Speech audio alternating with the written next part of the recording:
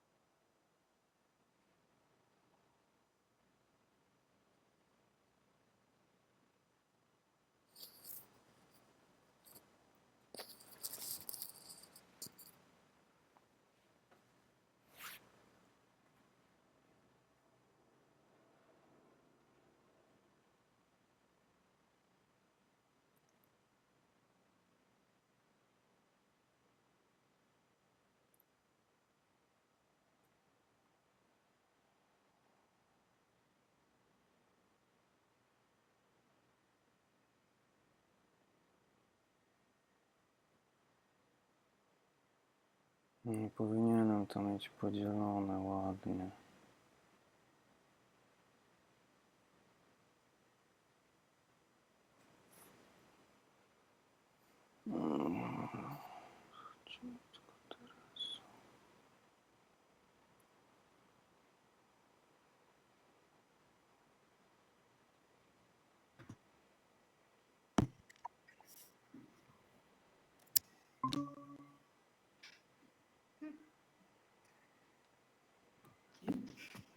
Hi, Caspar.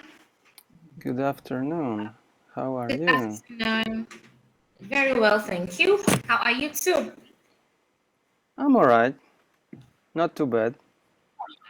It's good to see you. Good to see you too. So my name is Emole, and I have here my colleague and cousin, Mayo Adekule. Cousin, it looks like we can't see your face. Is your network over there okay? It's fluctuating. My camera is on, so Yeah, you we can see. I can see you. I can see you. I can see you, Caspar. okay. Yes. So we'll be waiting for our director. She'll be joining in some 2 to 3 minutes, and then if she does not, we'll proceed. So, oh yeah, I think she's here already.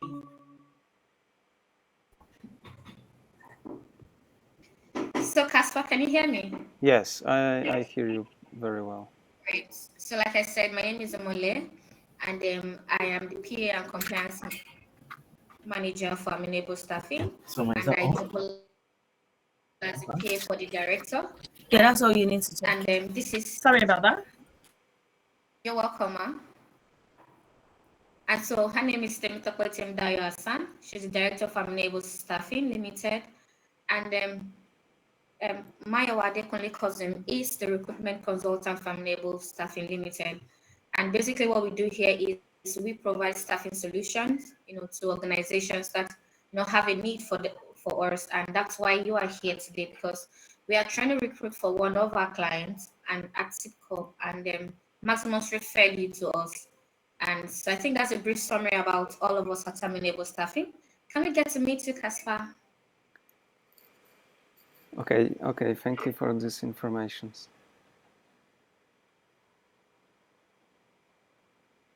So can we meet you? If you could tell us about yourself. Well, I'm experienced with supporting other people. Can we start from your name, your background? Tell us a bit about yourself and then your experience. Can follow. Tell us who Caspar is. Tell us about yourself.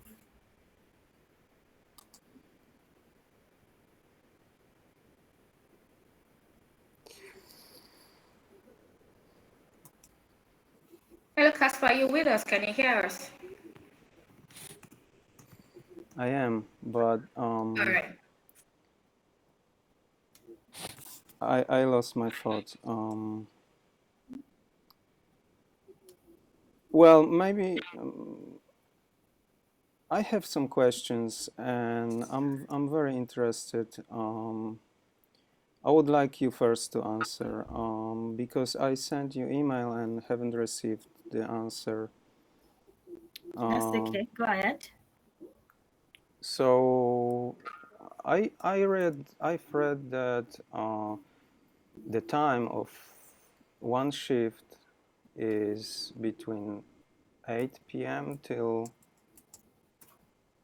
8 a.m., right? Am I right? Yes, please. Yes, please. Okay, and I've been working 12-hour shifts. This can be pretty intense. So my first question was, what's the pattern of the work? Is it like 3 days on, 3 days off, or is it every day, 5 days a week, or how does it work?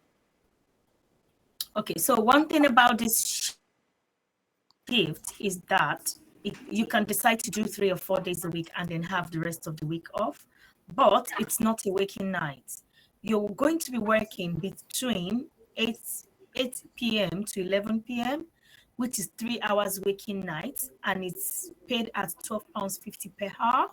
And then from 11 p.m. to 6 a.m., you're going to be sleeping. You're going to be provided a bed to sleep.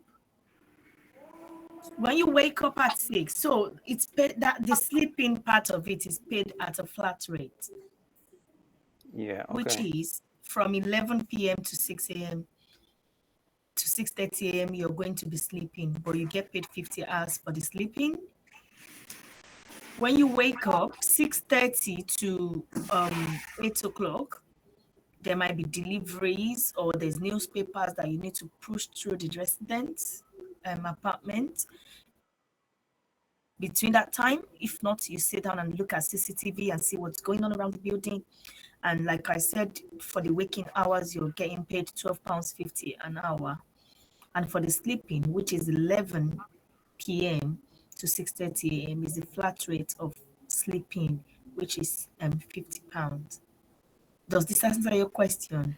Yeah, okay. So this is a little bit tricky, because what's the point for me to be there if I'm sleeping? As far as I understand, there might be some reasons for me to wake up and help, support, do something, right? There might be the reason that you might wake up is you will have like a phone with you, and the resident has a fob on their neck. Okay. Which, if they have a fall, maybe one of them woke up and want to go and toilet and have a fall, or they fall sick and they press their emergency alarm, it's going to ring on the phone. So if you wake up, you're going to go to that residence. You okay? Can I call the ambulance for you? You ring the ambulance come and pick them up. Okay, and then if I wake up, how do you count this? So for example, if you're awake for 1 hour, Yeah. you will be paid for waking hour at that time. You will be paid, okay, normally this is your sleeping rate, but they woke you up for 2 hours. Okay, it will reflect in your timesheet and they will pay for that. Okay, and roughly what's the percentage of situations when I can sleep and when somebody wakes me up?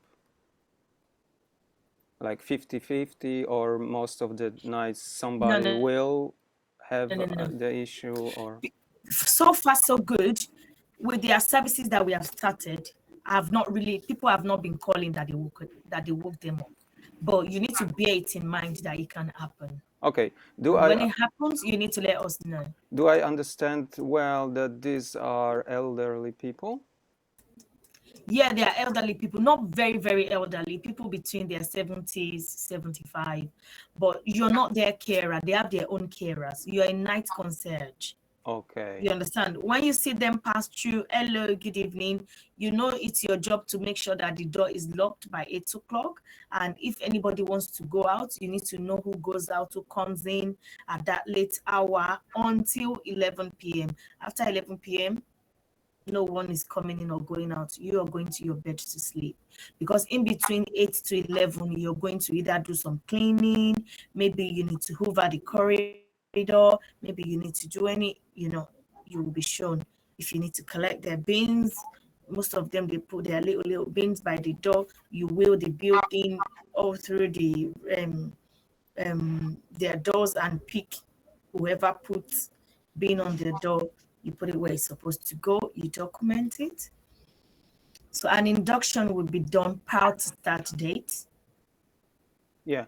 Uh, if something happens, like let's say some person has a heart attack, do I need to do something, or You just need to call the ambulance. Okay. The only reason that you will go wrong is that the person pressed the alarm and you were sleeping. You're not able to wake up and call the ambulance for them.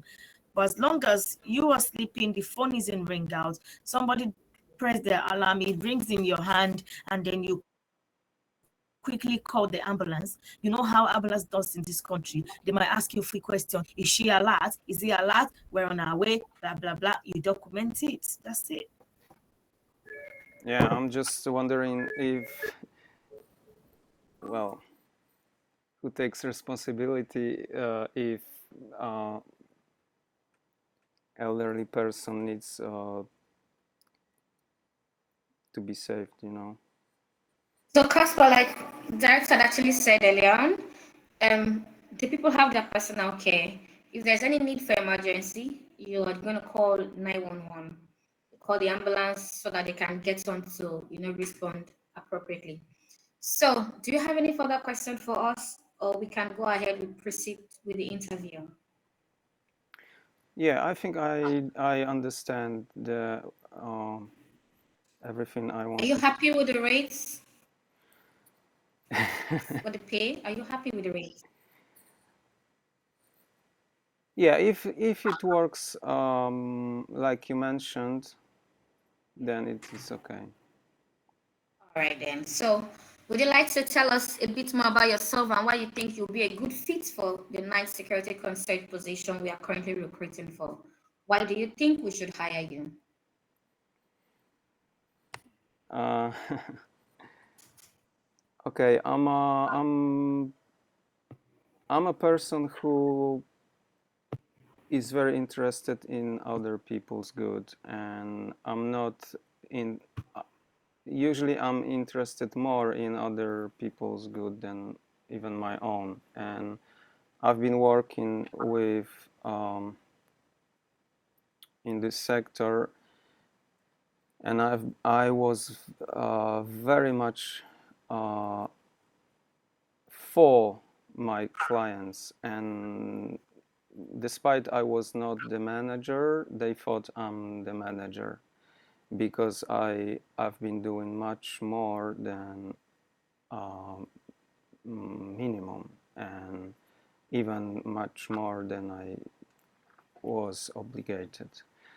And I was always uh, making sure my clients were happy, and I don't treat uh, supporting people as a job, as a like to be there and live and forget, but I treat these people as a living people, and especially elderly people. And I have a huge respect for elderly people, and I've been supporting children also from very difficult backgrounds, because this is in my heart to help and support those who cannot fight for their own. And all weak people and all people who are not strong, this is something that I've been doing for the last 15 years. And I've been also working during the nights, and I'm, I cannot say I love it, because after 3 years I felt like zombie. But the fact that I can rest is crucial here. I've been working from 7 a.m. till 7 p.m. till 7 a.m. 4 days a week, and that was very intense. Um, Plus 1 hour each way. So I'm living pretty close to Sitkap, and this is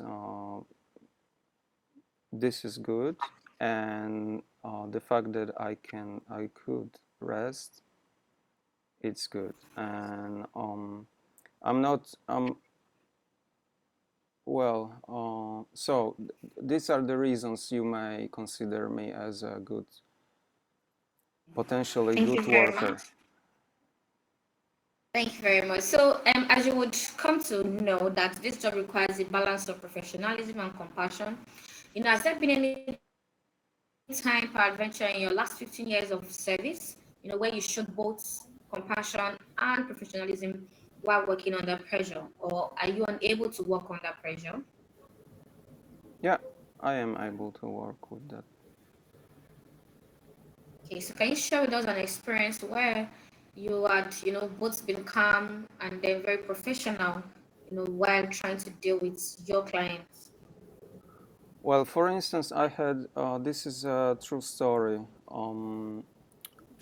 I've been working in Islington in a very expensive housing estate, and during one evening, I realized there is a car wide open, and the owner was not there for at least half an hour.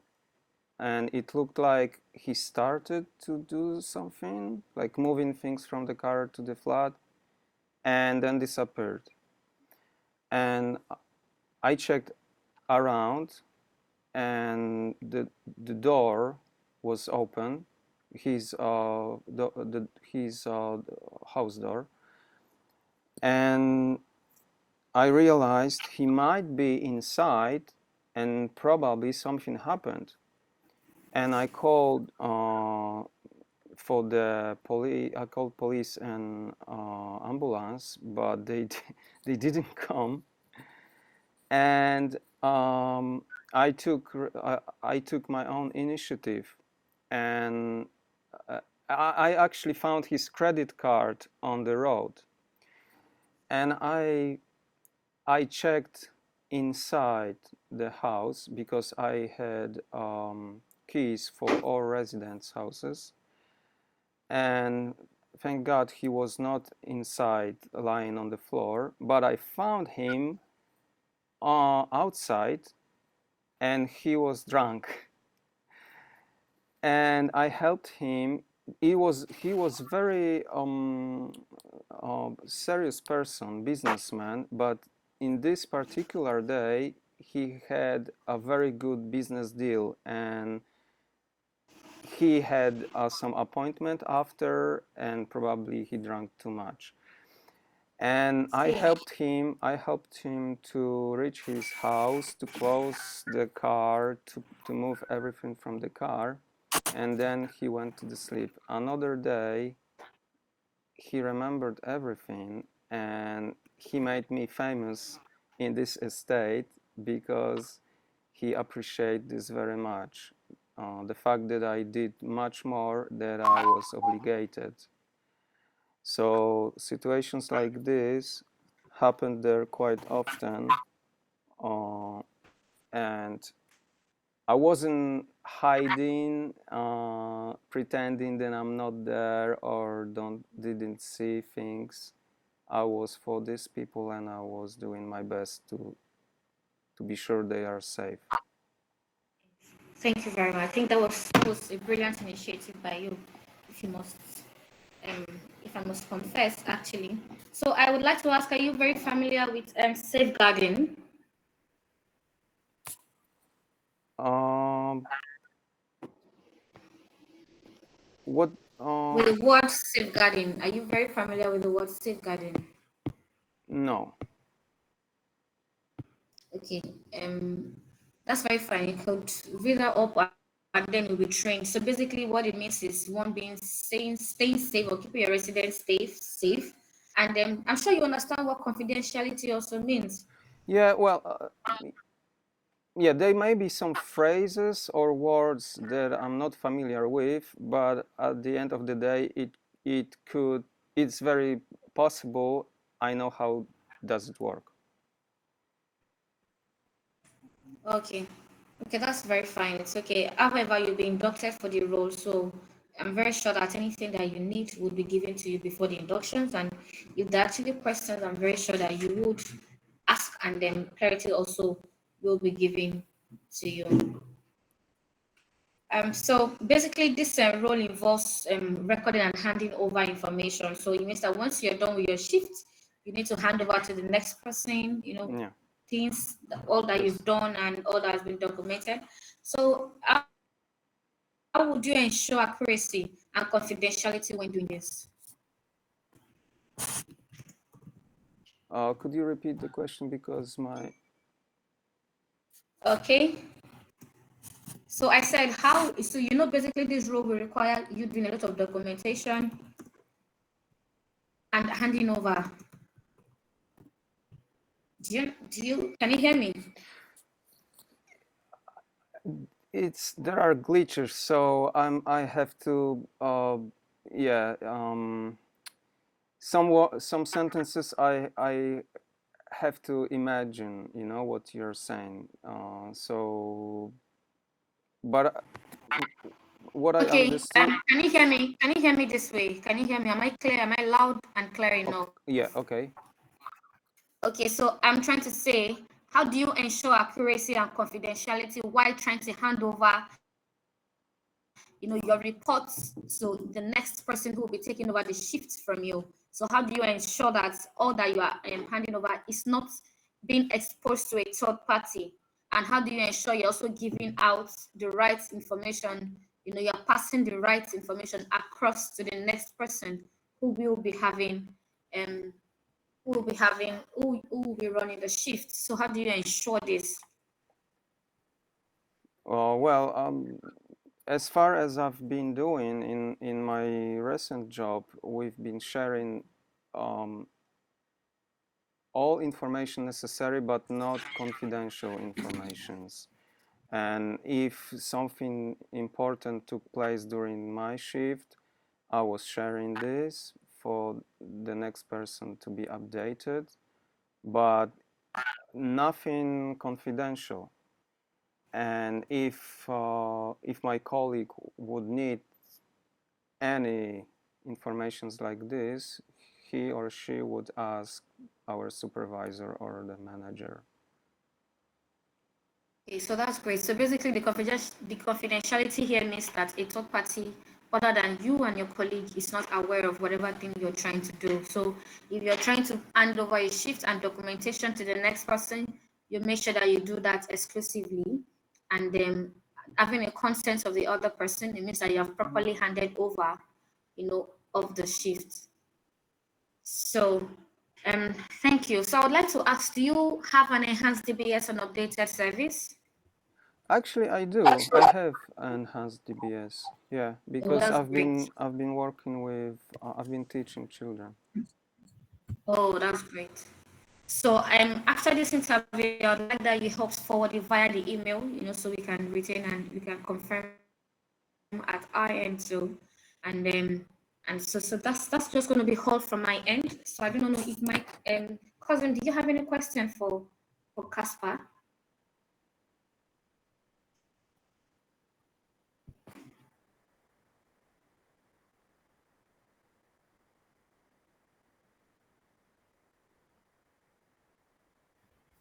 Hello, Caspar. Hey, hey. So, as you know, um, this role involves low-level support to vulnerable residents. How would you approach a resident who seems anxious or confused when it's late at night? How would you approach them? Because you also know that you have to be compassionate in this role. So, how would you handle that? You mean do you mean that I start my shift and some residents are confused or feeling Anxious. well? This is very natural. I wouldn't start anything like, let's say, some of my responsibilities are cleaning or making some notes or office job. I do understand that our clients are people, and I wouldn't start anything without being sure they feel comfortable, they feel supported, they feel good, they feel well. So I would be there for them mostly, and I do understand this. Thank you very much. That's all. Thank you, cousin. And director, do you have any further question for Caspar?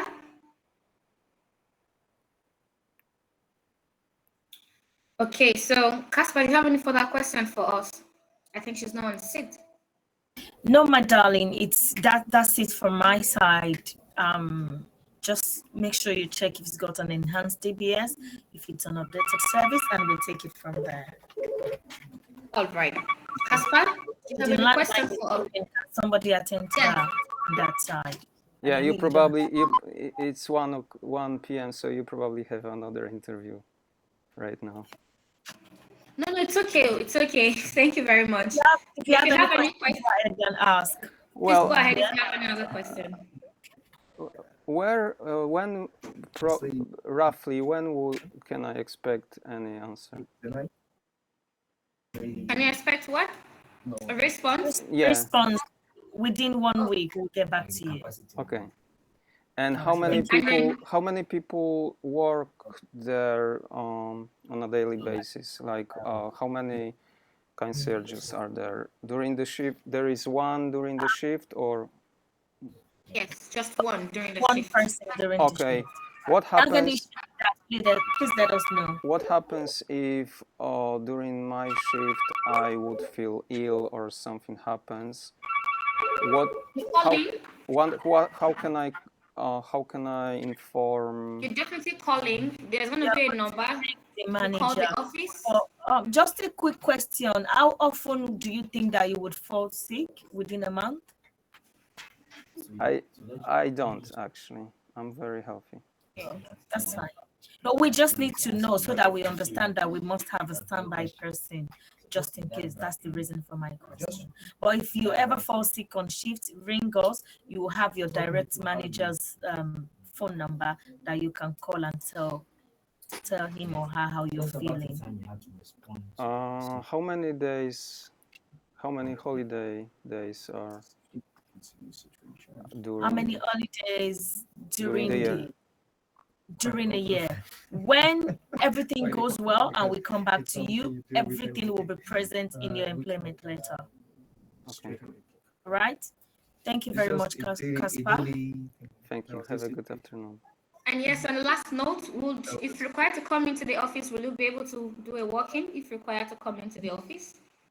Will you be able to do that? Yeah. At least once before the start of, okay. And if there's any meeting as well that needs to be attended face to face, we'll let you know. All right, thank you. That's it for my side. I need to attend to something else. Thank you. Thank you. Thank you, Caspar.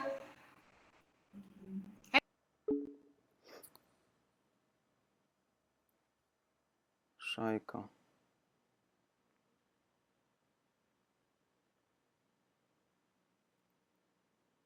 Czytają, nie rozumieją. Chociaż niektórzy rozumieją.